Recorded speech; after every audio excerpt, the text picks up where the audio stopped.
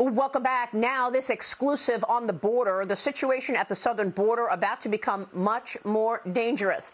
Sources tell me that there is a massive consolidation underway among major drug and human trafficking cartels. One of the major cartels absorbing another, creating a stronger, singular, militarized force at the border.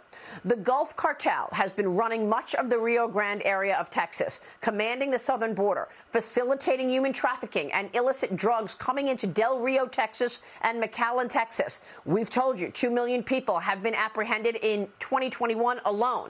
But now, sources tell me that this Gulf cartel is being absorbed by the Jalisco Cartel New Generation. This is a different cartel, much more militarized. As part of a massive consolidation, the Gulf leadership is being absorbed into this CJNG cartel.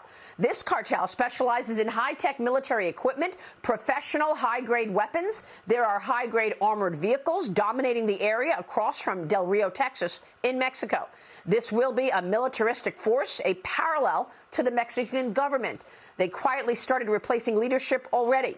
Earlier this year, we visited the Rio Grande Valley and learned just how much money these cartels make every week. Here's Missouri Attorney General Eric Schmidt. We heard yesterday from law enforcement, $100 million a week. A week. That's the business of human trafficking down here with the cartels. Yes. $100 million a week. Joining me right now is Jackson County, Texas Sheriff Andy Louderback. AJ Louderback, great to see you. Sheriff, please tell us what you can about this merger of these cartels and whether or not this is happening right now. Good morning, Maria. Listen, the Biden administration's policies continue to empower the cartel to further the chaos, death, and destruction here upon Texas and the United States.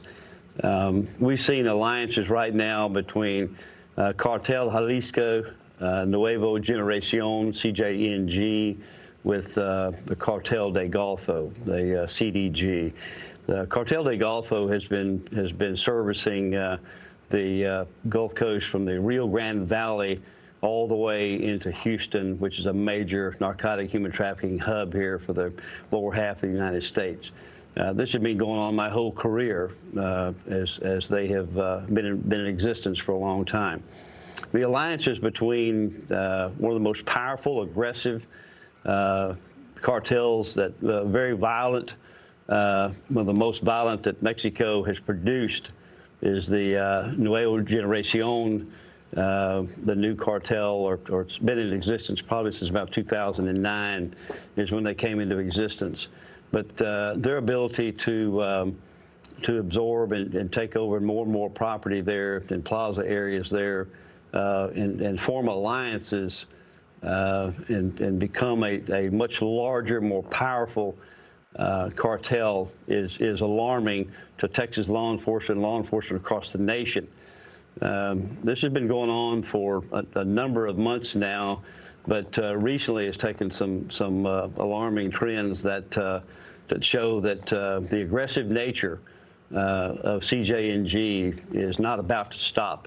As they see this is the time to make moves, essentially parallel to what we see with Russia, Ukraine, with Russian guns pointed at Ukraine. We now have more and more militaristic forces from Mexico pointed towards Texas as they continue to bring in the narcotics of all types, including fentanyl, the methamphetamines, the different drugs that we see here on a daily basis. Obviously, the human trafficking issue is still huge.